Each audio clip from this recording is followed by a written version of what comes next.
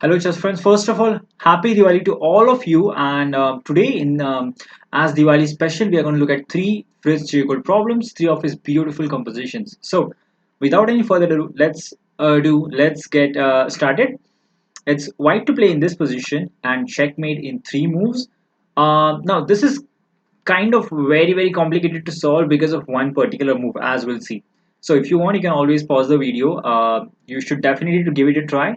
I do not think that one can solve this because of the kind of idea that exists over here, but still this is phenomenally beautiful example, so definitely give it a try. So the first move in this case is going to be the move bishop to d4. It completely seems illogical to put the bishop on d4. What can be the point of this? And it's only revealed at the last move why we need bishop d4 as compared to any other move. So let's look at that. Okay, so this leaves black with only two options: king h6 and king takes h4.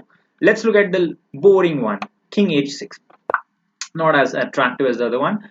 Here we play rook a5, and now this forces him to go to the h7 square, only square that he has.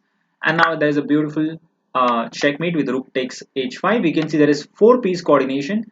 Both the bishops, the knight, and the rook are coordinating beautifully in order to give a checkmate. Okay, so there we have it. After bishop d4, king h6 loses, as we saw. What about king takes h4? Now where is the checkmate? Because if you go bishop f6, just pawn takes, right? Pardon me, pawn takes, right? So where is the mate? In fact, this was the point of putting the bishop on d4. It's phenomenally difficult and equally beautiful. Pawn to f4. This does not basically, it takes away all the squares from his king. You can see this square is taken away, this is taken away, and this one as well. King has nowhere to go. There's only one move that it can that he can do, and that's pasa, pawn en passant, or apasa it's called as. And now this opens up the fourth rank. Basically, the bishop on the d4 square blocks the check from the rook, so it makes it legal for you to do apasa. Otherwise, this move would have been illegal, and that's the reason you need the bishop on d4. This is so complicated idea, right? And now the last move is pretty simple: bishop to f6, double check. The bishop cannot be captured because there's a check from the rook as well, and that's a beautiful checkmate. Again, four-piece checkmate, right? The double bishop, the rook, and the pawn are all contributing. What a beautiful example, right? So let's have a look at the second Fritz Giegold problem. So here is a second example: white to play and checkmate black in four moves. Equally beautiful as the first one, equally complicated, and I do not think you can solve this. I mean, if you do, you're definitely brilliant. But the idea is so unique that it's really tough to guess that you can solve it. So let's look at the first move: rook to h1. This is the starting move. I mean, how does it work out, right? Let's try to understand this. Okay, what does black do here? He has the move king c4. That's what he does. And now we play rook to b1. Absolutely bizarre idea to put the rook on h1 and then on the b1 square. What can be the idea of this, right? His only move is to go king b4. At least that's good because the opponent's king does not have too many squares, right? And now the idea is revealed. You play the move knight to a5, hanging both of your knights. He has options. He can capture this one, he can capture this one, he can choose whichever way he wants to end the game. Let's say he captures the a5 knight. Then there is a beautiful checkmate with the move pawn to b4. You can see the rook on b1 actually supports the pawn on b4, and that was the entire idea. And this is so complicated to solve, right? You have to be so imaginative. It's a typical Fritz problem. There's imagination, there's creativity, there's beauty to it. Just wow. What a nice and beautiful checkmate, right? Let's go back. He can also take the knight on c5. And yet we have the move to b4. That was the point of rook on b1. What a beautiful checkmate. Wow. And again, the way the pieces are coordinating is simply phenomenal, right? Look at every single piece is doing something or the other, right? Wow. So this was puzzle problem number 2 by Fritz. Now let's have a look at the third one. Equally good.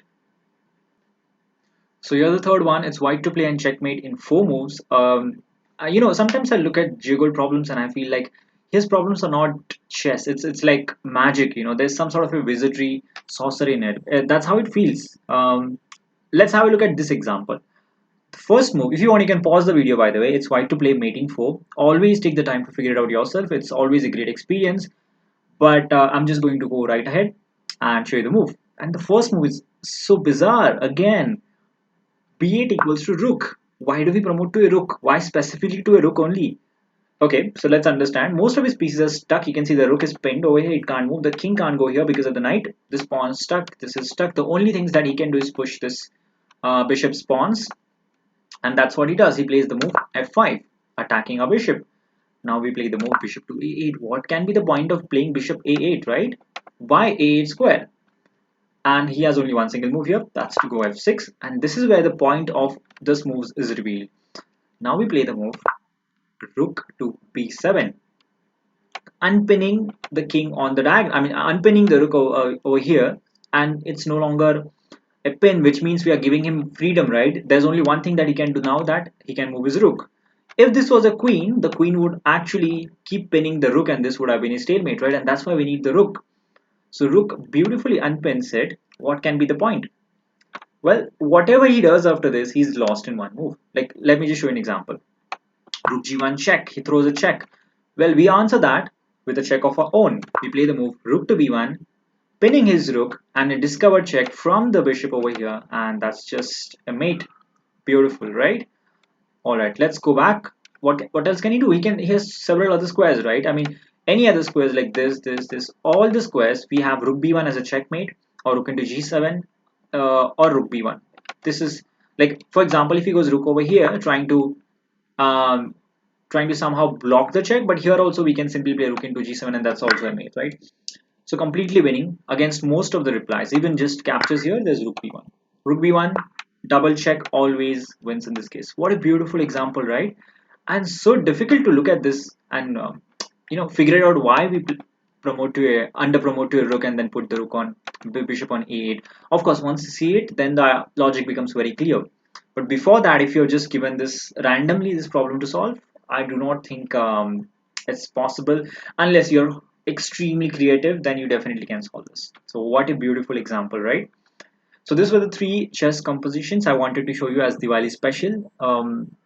They just make your day, right? They're so beautiful and creative and imaginative, as Fritz problems are always.